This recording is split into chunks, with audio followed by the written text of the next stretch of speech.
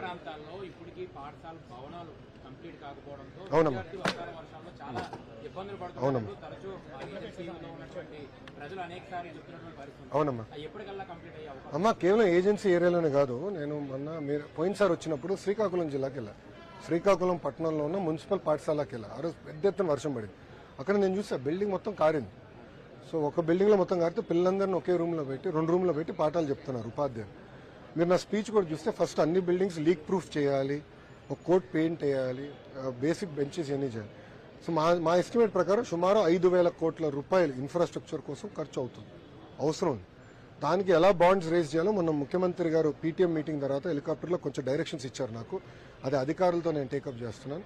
తప్పనిసరిగా ప్రభుత్వ పాఠశాలల్ని బలోపేతం చేసే బాధ్యత ఇండియా ప్రభుత్వం తీసుకుంటుంది. గత ప్రభుత్వం చేతగానితనం వల్ల సుమారు 5 లక్షల మంది విద్యార్థులు ప్రభుత్వ పాఠశాలకు దూరం అయ్యారండి. 5 లక్షల మంది.